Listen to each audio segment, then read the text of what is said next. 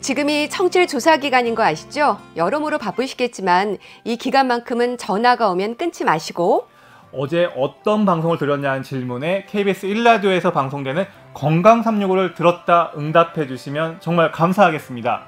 평일엔 최은경 아나운서가, 주말엔 박광식 의학 전문 기자가 진행하는 건강 365. 특히 서울과 수도권 지역에 계시는 청취자 여러분의 적극적인 참여와 응원 기다리겠습니다. 네, 건강을 위한 올바른 정보 앞으로도 최선을 다하겠습니다. 건강 365 사랑하는 가족과 부모님을 위해 오늘도 함께해 주세요. 자, 월요일에 건강 365 먼저 뇌졸중에 대해서 알아보는데요. 뇌졸중을 떠올릴 때 마비와 함께 혹시 혼자 있을 때 쓰러지면 어떻게 하지를 걱정을 합니다. 갑자기 쓰러질 수 있는 질환이라는 생각이 부담과 불안감을 높이는데요. 전조 증상이 있다고는 하지만 갑작스러운 위급 상황에 대한 두려움이 있습니다. 고려대 구로병원 신경과 김치경 교수 연결되어 있습니다. 교수님 안녕하세요. 네, 안녕하세요. 네, 코로나19 사회적 거리 두기로 전화로 말씀을 듣습니다. 교수님은 요즘 어떠세요? 사회적 거리 두기 잘 실천하고 계시죠? 네, 열심히 실천하고 있습니다. 뇌졸중 환자가 이런 코로나19에도 가장 취약한 환자분들이라서요. 더욱 신경을 쓰고 있습니다. 네. 자, 오늘은 뇌졸중에 대한 말씀을 드릴게요. 뇌졸중이라고 하면 갑자기 쓰러진다는 생각을 하는데 그래서인지 혹시라도 혼자 있을 때 쓰러지면 어쩌나 걱정하는 분들도 있거든요. 이럴 수 있는 부분이긴 하죠. 네, 이게 굉장히 중요한데요. 혼자 계실 때 증상이 발생하면 어떻게 하나 걱정이 많이 되실 겁니다. 그렇지만 이 뇌졸중이 대부분 한쪽으로만 증상이 발생하기 때문에요. 한쪽은 쓸 수 있는 경우가 많이 있으실 거예요. 네. 그래서 한쪽을 쓸 수 있다면 최대한 한쪽의 기능을 가지고 신고를 하시는 게 맞겠다 생각되고요. 그렇지만 혹시 어떤 뇌졸중 같은 경우는 언어 장애가 발생하거나 또는 심한 뇌경색이 발생하면 의식 저하가 있을 수 있습니다. 이런 경우는 사실 주변에서 꼭 신고를 해주셔야 하기 때문에 혹시 좀 위험 인자가 많은 고령의 위험하신 분들은 주변의 보호자분들이 꼭 신경을 써서 지내셔야 하겠습니다. 네, 한쪽으로 마비가 오는 경우가 많다고 하셨는데 그럼 이럴 때는 쓰러진다고 해도 119로 전화할 시간이나 상태는 되는 건가요? 네, 보통은 뇌졸중도 워낙 다양하기 때문에 힘이 한쪽에 빠진다고 해서 불가능한 건 아닌 경우도 있습니다. 예. 그렇지만 좀 심한 뇌졸중 같은 경우는 양쪽을 다 못 쓰시거나 혹은 이제 의식이 떨어진다거나 말이 잘 안 나오는 경우가 있거든요. 그래서 이런 경우에는 어떤 주변의 분들의 도움이 꼭 필요할 수 있는데 그래서 아마 저희가 이제 그 신고를 하는 방법을 좀 편하게 만들어 드리는 그런 노력들도 하고 있습니다. 네. 주변 분들이 좀 도와주셔야 될 것 같기도 한데요. 근데 자다가 발생하는 뇌졸중도 있다고 들었습니다. 이렇게 되면 배우자나 가족들도 얼른 알아채지 못하잖아요. 수면 중에 뇌졸중의 위험도 있습니까? 네, 뇌졸중 중에서는 전체 뇌졸중의 20에서 30% 정도는 수면 중에 발생한다고 되어 있습니다. 주로 새벽 시간에 수면 중에 뇌졸중 발생 위험이 높다는 말도 있던데요. 예, 사실은 이게 새벽에 발생할 위험이 좀 더 높은 이유가요. 새벽에 혈압 변동 같은 게 많이 일어날 수 있습니다. 그래서 새벽에 뇌졸중이 발생할 수 있는 위험이 좀 더 높아진다는 이야기도 있고요. 또한 이제 기본적으로 잘 때라고 해서 이제 뇌혈관의 상태가 변화가 안 생긴다는 건 아니기 때문에 수면 중에 발생할 위험이 꽤 높은데요. 문제는 이렇게 수면 중에 발생하는 위험이 뇌졸중의 정도가 더 심한 경우가 많습니다. 그래서 최근에 국내에서 보고된 보고에 따르면 수면 중에 발생한 뇌경색이 환자가 이제 보행이 힘들 정도의 심한 뇌경색으로 발생할 가능성이 한 1.3배 정도 높다고 보고가 되었습니다. 네.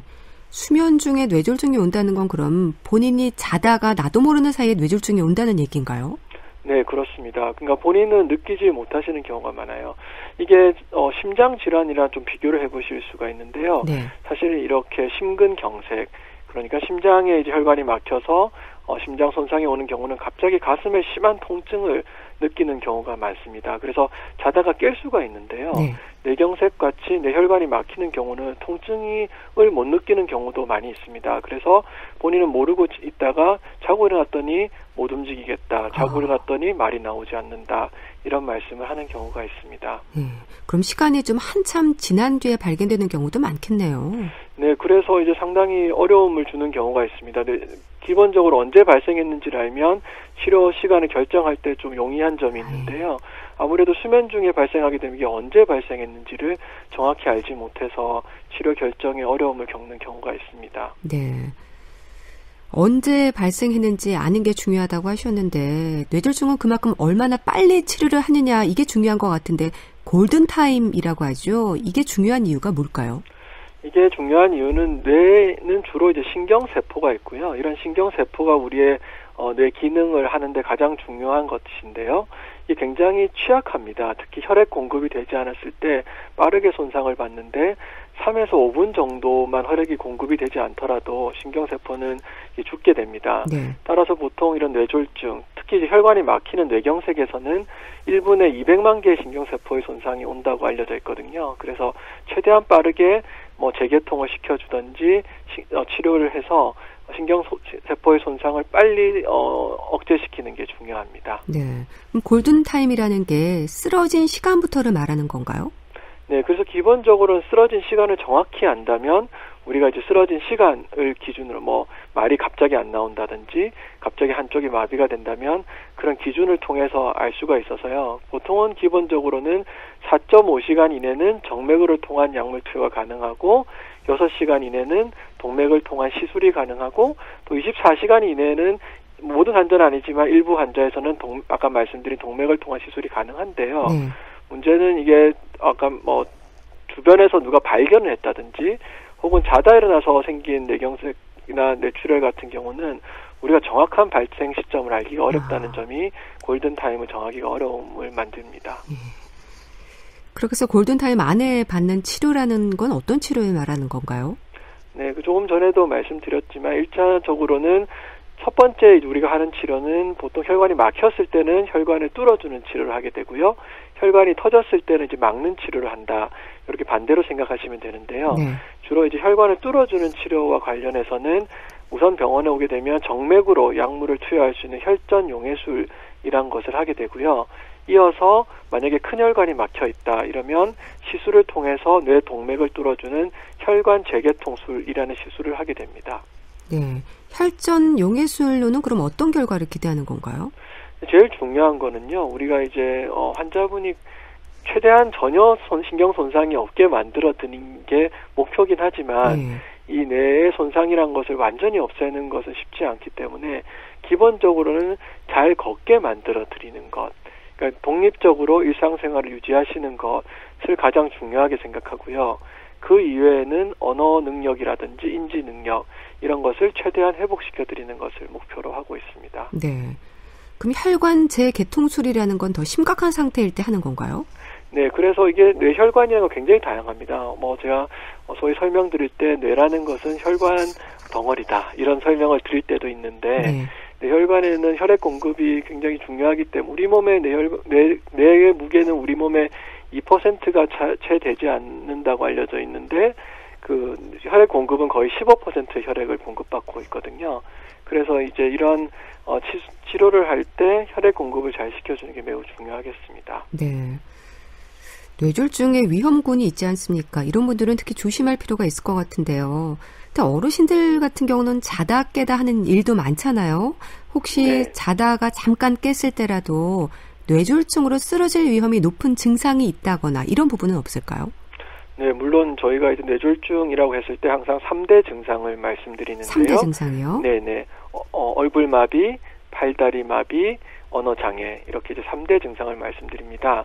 그래서 자다 깨다가 이 정도는 괜찮겠지 하고 다시 주무시는 경우도 상당히 많이 만나게 됩니다. 예. 그렇지만 중요한 건 위에 방금 말씀드린 3대 증상은 굉장히 조심해야 될 증상이기 때문에 특히 위험인자가 있는 고혈압, 당뇨병, 고지혈증, 심장질환 혹은 흡연자이면서 고령인 분들은 자다 깼을 때 그런 증상을 느끼시더라도 간과하지 말고 이게 이상한 건가 하고 좀 체크를 해보시고 새벽이라도 저희 응급실은 다 열려있기 때문에 네. 바로 병원에 방문하셔야 되겠습니다. 예.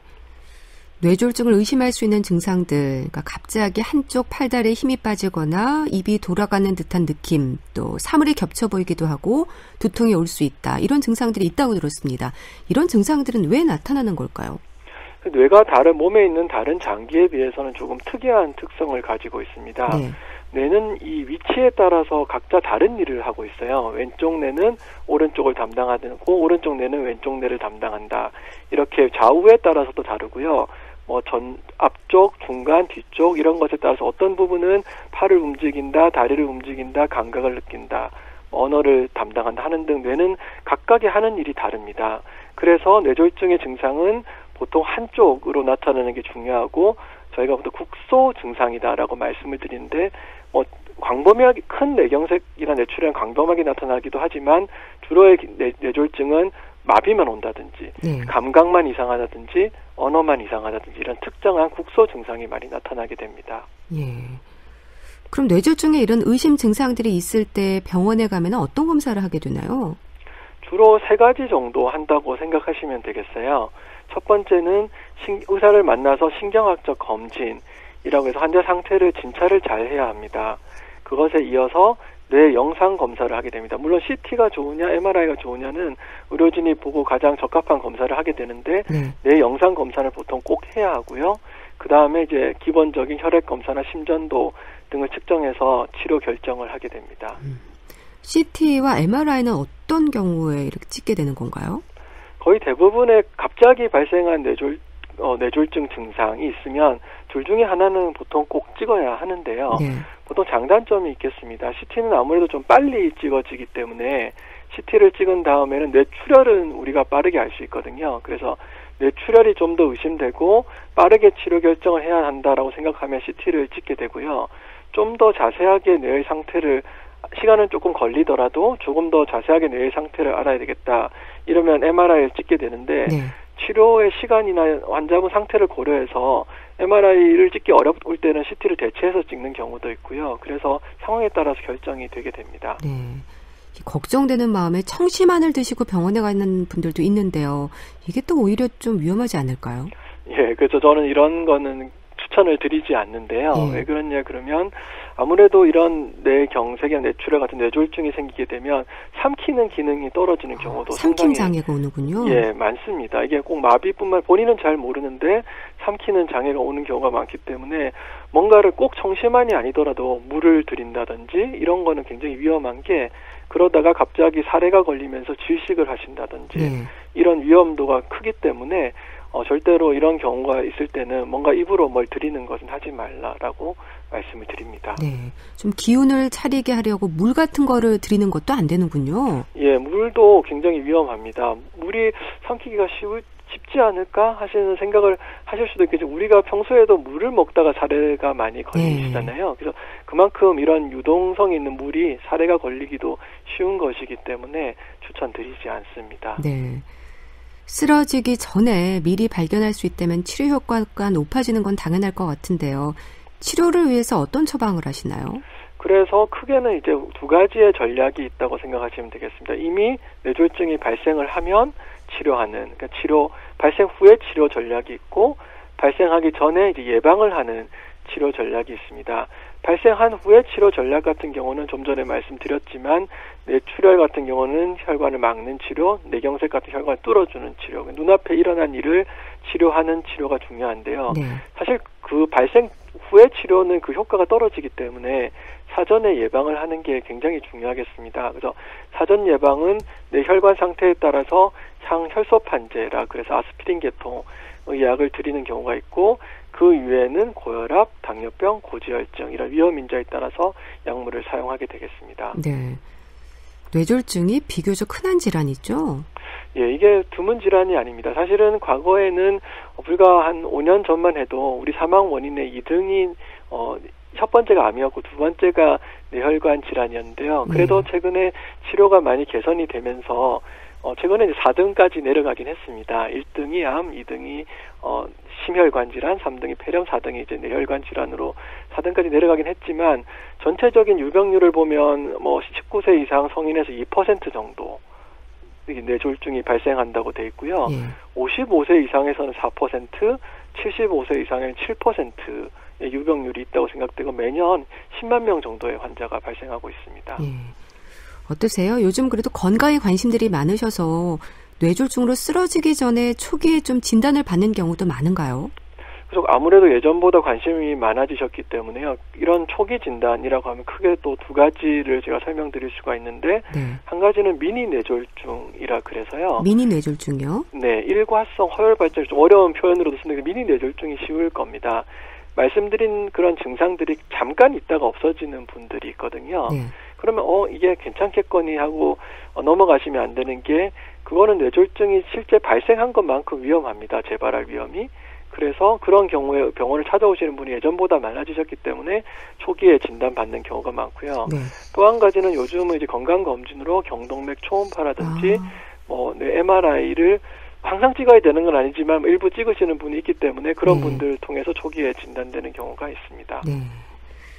뇌졸중에서 뇌혈관이 막히는 뇌경색과 혈관이 터지는 뇌출혈이 있지 않습니까? 어느 쪽이 더 많은가요? 전체적으로 현재 따지고 보면 전체 80% 정도는 뇌경색이라고 보고 뇌경색이요. 있고요. 예. 20% 정도는 뇌출혈이라고 보고 있습니다. 사실 과거에는 국내에서 뇌출혈이 거의 40% 정도 한 10년 이상 전에는 40% 정도를 차지하고 있다가 네. 뇌출혈은 점점 줄어들고 있고요. 뇌경색은 점점 늘어나고 있고 서구권에서는 뇌출혈은 한 15% 정도 보고가 되고 있습니다. 그 원인은 아무래도 뇌출혈 같은 경우는 고혈압하고 관계가 워낙 많을 거라고 고혈압하고요. 생각을 하고 있기 때문에요. 최근 이제 혈압 관리는 어느 정도 되고 있다고 보고 물론 이제 아주 완벽하진 않지만 혈압 관리는 과거보다는 잘 되고 있어서 뇌출혈은 줄어들고 있는데 뇌경색은 고혈압도 중요하지만 고지혈증, 당뇨병, 비만, 심장질환 이런 것들과 연관이 있기 때문에 점점 늘어나고 있습니다. 네. 그럼 증상이나 초기에 알 수 있는 신호가 좀 다를까요? 사실 이게 완전히 구별은 안 됩니다. 뇌에 어떠한 손상이 갑자기 발생한다는 것이 동일하기 때문에 비슷한 점은 있지만 아무래도 뇌출혈 같은 경우는 좀 더 심한 증상으로 발생한다고 보셔야 되겠습니다. 왜냐하면 머리 혈관이 터지는 거기 때문에요. 갑자기 꽝 터져서 출혈이 생기게 되면 의식이 떨어진다든지 구토를 한다든지 머리를 심하게 아프다고 한다든지 그러니까 환자분 상태가 굉장히 중해 보인다 이러면 이제 뇌출혈 가능성이 많고 물론 뇌경색은 좀 경한 것부터 심한 것까지 다양하게 있지만 보이는 증상 대비 환자분이 조금 보이시기가 힘들어 보이지 않는다 조금 그래도 편안해 보이신다 이러면 뇌경색의 가능성이 좀 더 많다라고 설명을 드립니다. 네. 뇌졸중의 위험 요인으로 당뇨병이나 고혈압이 많이 지적이 되는데요. 그래서 동맥 경화성 뇌경색의 위험이 높다는 말도 하던데 그렇습니까? 이 뇌경색에도 종류가 있는 건지 궁금한데요. 네, 뇌경색과 좀 비슷한 질병이다 생각하면 심근경색을 많이 심근경색이요. 예, 그거는 마찬가지로 심장의 혈관이 이제 막히는 게 심근경색이고 뇌의 혈관이 막히는 게 뇌경색인데요. 그런데 이제 심근경색은 대부분 동맥경화성 질환이라고 보고 있습니다. 네. 혈관벽에 당뇨병, 고혈압, 고지혈증, 흡연 이런 것 때문에 혈관벽에 때가 낀다가 나쁜 것들이 끼면서 혈관이 서서히 좁아지다가 콱 막히는 이런 형태의 설명을 드리는데요. 물론 뇌경색도 많은 부분 거의 한 30, 40% 정도는 그러한 동맥경화성으로 발생한다라고 설명을 드립니다. 그렇지만 나머지 60% 정도는 심장에서 피딱지가 날아가는 색전성 뇌경색이나 혹은 고혈압 때문에 뇌에 있는 미세한 혈관들이 손상받는 열광성 이름이 좀 어려운데 미세혈관 뇌경색이라고 생각하시면 됩니다. 그런 소혈관 뇌경색이라는 것이 발생합니다. 네, 그 색전성 뇌경색과 열공성 뇌경색은 어떤 건가요, 구체적으로?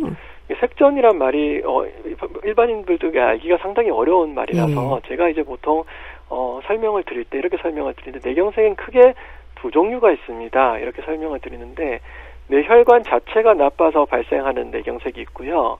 그다음 어디서 피딱지가 떨어져 날아가서 뇌혈관을 막는 뇌경색이 있습니다. 이렇게 설명을 드립니다. 그래서 뇌혈관이 나쁜 건 또 크게 나누면 큰 혈관이 나쁜 것, 작은 혈관이 나쁜 것 이렇게 설명을 하는데 큰 혈관은 동맥경화성이고요. 작은 혈관이 이제 주로 혈압과 관계된 고혈압과 관계된 열광성 뇌경색이라는 게 있고요. 그 이외에는 심장의 부정맥, 특히 심방세동이라는 잘 기억하셔야 되는데 심방세동이라는 부정맥이 있을 때 심장의 피딱지가 만들어서 날아가는 색전성 뇌경색이라는 게 있습니다. 네. 요즘 젊은 뇌졸중 환자도 늘고 있다고 하던데 그런가요? 젊은 뇌졸중 환자의 숫자가 특별히 늘어야 할 만한 이유가 있다고 보기는 조금 어려운데요. 문제는 뇌졸중에 대한 관심이 점점 늘어나면서 어떤 이제 방금 좀 전에도 말씀드렸지만 건강 검진이라든지 이런 것들이 늘어나면서 아무래도 젊은 뇌졸중에 대한 발견은 분명히 늘어나는 것이 사실입니다. 그럼 젊은 뇌졸중 환자들의 경우에는 뭐 진행 속도가 좀 빠르다거나 하는 위험은 없을까요? 아무래도 이제 젊은 뇌경색이기 때문에 그만큼 위험 인자가 많은 분들에서 발생하는 경우가 많겠습니다. 그 중에서도 특히 젊은 뇌경색 중에는 심장 질환이 있으면서 피딱지가 뇌로 날아가서 발생하는 색전성 뇌경색이 좀 많은 부분을 차지하고 있거든요. 그래서 이런 뇌경색 같은 경우는 좀 진행 속도가 빠르거나 더더군다나 더 크게 생길 수가 있습니다. 그래서 젊은 분들 중에서도 특히 판막 질환이나 부정맥 같은 심장 질환을 가지고 있는 젊은 분들은 뇌경색이나 뇌출혈 같은 뇌졸중의 발생에 더욱 주의를 기울여야 하겠습니다. 네. 그런 심장 질환을 갖고 계신 분들은 좀 조심을 더 하셔야 될 것 같긴 한데요. 근데 젊은 층은 아무래도 정기 검진이라든지 하는 부분에서도 소홀한 경우가 많지 않습니까? 일반적인 젊은 뇌졸중을 조기 발견할 수 있는 방법이 어떤 게 있을까요? 그래서 다 MRI를 찍어야 되고 이런 건 아니신데요. 기본적으로는 좀 전에 말씀드렸던 젊은 뇌경색이나 뇌출혈에서는 심장 질환과 관계가 굉장히 많기 때문에 심장에 판막질이나 부정맥 같은 것이 있는 분들은 좀 더 이제 주의를 기울여서 뇌 영상 검사, 경동맥 초음파라든지 뇌 영상 검사, CT 혹은 MRI 같은 영상 검사를 고려해 보시는 게 좋겠다 생각이 되고요. 그 이외에도 기본적인 위험 인자를 할 수 있는 고혈압, 고지혈증, 당뇨병이 적어도 2가지 이상 있다라고 하시면 어떤 뇌나 뇌혈관에 대한 영상 검사를 고려해 보시는 것을 추천드립니다. 네, 알겠습니다. 자, 고려대 구로병원 신경과 김치경 교수와 함께 뇌졸중에 대한 말씀을 듣고 있습니다. 이제 리포터 동현 씨가 취재한 내용도 들어보시죠. 사춘기 때부터 두통은 항상 있었던 것 같아요. 그럴 때마다 진통제를 먹기도 하고 두통이 익숙한데요. 나이 40대고 50을 바라보면서 두통이 오면 겁이 나더라고요. 머리 아픈 증상이 뇌졸중의 신호일 수도 있다는 말을 들었거든요. 그런데다가 지금도 살짝 흔적이 남아있는데 안면 마비가 왔었어요. 그래서 이것도 뇌졸중의 신호인가 싶기도 하고 좀 불안한데 뇌졸중은 예방 차원에서 확인해 볼 수 있는 방법이 없을까요? 담배 끊은 지는 10년쯤 됐고요. 술은 일주일에 한 2번쯤 소주 반병 정도 마시고요. 뇌졸중에 대한 가족력은 없는데 걱정이 되긴 하네요. 네, 두통이 꽤 오래 되셨네요. 사춘기 때부터 두통이 있었고 진통제로 견딘 적도 많고 지금 40대 후반인 것 같은데요. 이제 두통이 생기면 혹시 뇌졸중인가 두렵다고 하셨습니다. 교수님 어떨까요? 두통도 뇌졸중에 상당히 중요한 위험 인자입니다. 그래서 두통을 간과하시면 안 되는 건 맞습니다. 그렇지만 오히려 저는 이제 두통이 오래됐을 때는 좀 걱정이 덜하다 이런 말씀을 드릴 때도 있는데 두통이 없던 두통이 갑자기 심하게 생긴다든지 지금 이분은 40대 후반이기 때문에 조금 걱정은 덜하긴 하지만 50대 이후에 갑자기 없던 두통이 생긴다. 이런 것들은 상당히 뇌졸중의 위험 인자로 생각할 수 있습니다. 네. 그럼 갑자기 심하게 오는 두통이 어떤 특징이 있습니까? 주로는 저희가 벼락두통이라고 벼락두통이요. 네. 갑자기 머리가 깨질 듯이 아프다고 말씀을 하시는데요. 이런 이제 저희 두통을 보통 평가할 때 평생 살면서 느낄 수 있는 통증 중에 가장 심한 걸 10점으로 상상하시고 과연 이 두통은 몇 점 이상 됩니까? 라고 여쭤보는데 그 점수가 적어도 6점 혹은 7점 이상으로 측정이 되면서 머리가 터질 듯이 깨질 듯이 아프다. 이런 두통은 굉장히 주의를 하셔야 하겠습니다. 네. 그럼 두통과 뇌졸중이 어느 정도 연관이 있을까요? 이렇게 오래도록 두통을 경험하신 분들 같은 경우는 머릿속에 좀 문제가 있는 게 아닐까 이렇게 걱정하시는 분들이 참 많으실 것 같은데요. 예, 그래서 사실 저한테도 그렇게 상담을 오시는 분들이 많으세요. 그리고 물론 저희가 오랫동안 있는 두통이라 해서 항상 너무 쉽게 생각하는 건 안 되겠지만 그래도 좀 다행이라고 한다면 뇌에 이제 어떤 혈관이 굉장히 안 좋거나 뇌 종양이 있거나 뇌에 구조적인 문제가 있으면서 오랫동안 두통이 있으면 다른 증상이 발생할 가능성이 많습니다. 마비가 온다든지 언어 장애가 온다든지 인지 능력이 떨어진다든지 이러한 다른 증상이 발생할 가능성이 많은데 다른 증상 없이 순수하게 두통만 오래됐다 이러면 오히려 조금 걱정을 덜 해도 되지 않을까라고 생각을 하고 있습니다. 네. 안면마비가 온 적도 있고 아직도 살짝 흔적이 있다. 이 부분도 걱정을 하셨어요. 연관이 있을까요? 제가 3대 증상이라고 보통 이제 뇌졸중에 말씀드리는데 얼굴 마비가 거기 들어가 있습니다. 네. 이 얼굴 마비가 안면 마비이기 때문에 사실 중요한 증상, 굉장히 중요한 증상입니다. 그런데 이게 안면 마비가 조금 이제 헛갈리실 수가 있는 게 우리가 이제 소위 배씨 마비, 어떻게 구아나사라고 보통 표현도 예. 하시는데 얼굴 마비만 오시는 분이 있긴 있거든요. 그거는 내 혈관 질환이 아니라 내 신경에 있는 바이러스 감염 때문에 마비가 오는 경우가 있는데 이 경우는 구별이 좀 됩니다. 우리가 신경학적 검진을 하게 되면 이마에 주름을 잘 짓느냐 못 짓느냐, 입만 돌아가느냐 이런 걸로 구별이 되기 때문에 안면 마비는 일단 위험한 증상이라고는 알고 계시는데 신경학적 검진을 좀 받아봐서 이게 정말 뇌에서 발생한 거냐 아니면 말초 신경에서 발생한 거냐는 검진 이후에 의료진에게 판단을 받으셔야 되겠습니다. 네. 그럼 뇌졸중으로 오는 마비 같은 경우는 한쪽으로 오는 경우가 일단 많은가요? 네, 뇌졸중에 의한 마비는 기본적으로 한쪽이 대부분이다라고 보시면 되겠습니다. 왼쪽 뇌는 오른쪽을 담당하고 보통 오른쪽 뇌는 왼쪽을 담당하기 때문에 물론 드물게 양쪽 뇌에 동시에 이상이 생기는 경우도 있지만요. 대부분 한쪽 뇌에 이상이 생기는 경우가 많기 때문에 한쪽 마비가 더 두드러진 증상입니다. 네. 담배를 끊은 지 10년쯤 됐고요. 술은 일주일에 한두 번, 소주 반병 정도 드신다고 하세요. 이런 뇌졸중의 위험 요인들을 좀 삼가는 게 좋을 것 같은데 어떨까요? 네, 당연히 뇌졸중의 위험 요인은 꼭 삼가를 하셔야 되고 담배 끊는 것을 10년 하셨다는 것은 굉장히 잘하신 겁니다. 네. 담배가 끊는다고 해서 바로 효과가 없어지는 게 아니기 때문에 적어도 5년 이상은 끊어야 그 효과가 보통 일반인 정도로 위험도가 떨어지기 때문에 10년 정도 끊으셨으면 굉장히 잘하고 계셨다라고 말씀을 드릴 수가 있고요. 술과 같은 경우는 크게 두 가지 측면에서 말씀을 드리게 됩니다. 네. 술은 주로 이제 뇌출혈하고 위험이 많이 뇌출혈과요? 연관이 되어 있다고 알려져 있거든요. 그래서 술 같은 경우는 두 가지가 있어요. 전체 먹는 양도 문제지만 일주일에 한두 번 반병 정도는 아주 많이 드신다고 하실 수는 없겠지만 폭음을 너무 많이 하신다라고 하시는 거는 뇌출혈의 위험을 올리기 때문에 뇌출혈과 연관이 있고요. 또 한 가지는 뇌졸중 이후에 많은 분들이 걱정하시는 게 나의 인지 기능이 떨어지지 않을까, 치매가 오지 않을까 이런 걱정을 하시는데 이런 혈관성 치매에도 술이 매우 나쁘기 때문에 그런 측면에서는 삼가하시는 게 좋겠습니다. 네, 이런 알코올이 어떻게 해서 뇌출혈을 부르는 건가요? 저희가 이제 설명할 때는 보통 이제 뇌출혈은 혈압하고 관계가 굉장히 많을 거라고 보거든요. 네. 그래서 이게 아무래도 알코올 성분을 먹게 되면 이런 몸에 이제 혈류량이라는 혈압이 많이 변동이 있을 거다라고 생각을 합니다. 그래서 술을 먹을 때도 문제인데요. 주로 이제 새벽이라든지 이제 술이 깨는 과정이라든지 술을 해독하는 과정에서 땀이 많이 난다든지 이런 혈압 변동이 많이 일어날 수 있습니다. 그래서 술을 먹고 이제 주무시는 과정에서 뇌출혈 이런 게 일어나는 경우가 왕왕 있거든요. 그래서 과음을 하시고 위험 있으신 분들이 과음을 하고 갑자기 주무시는 과정에서 발생하게 되면 또 자다가 발생하기 때문에 발견을 잘 못하는 경우도 많고 이런 위험이 있기 때문에 주의를 하셔야 하겠습니다. 네. 뇌졸중 가족력하고도 연관이 있을까요? 네, 뇌졸중의 가족력에 대해서는 국내에서도 조사를 한 바가 있는데요.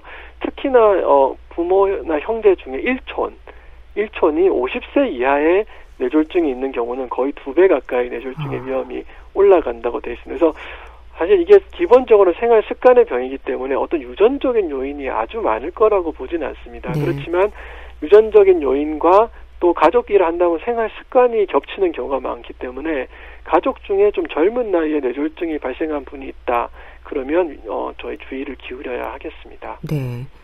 혹시 고혈압 약을 복용 중이라거나 한다면 더 조심을 좀 하셔야 될까요?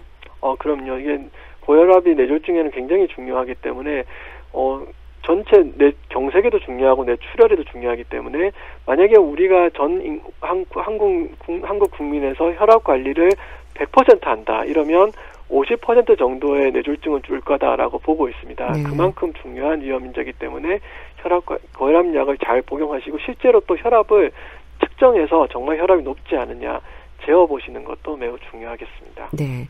자, 뇌졸중 예방을 위한 조언 좀 해주시죠. 네, 이게 뇌졸중이란 것은 기본적으로 생활 습관의 병이고 뭐 단기간 뭐 한두 달 열심히 잘한다 해서 예방할 수 있는 병이 아니기 때문에 네.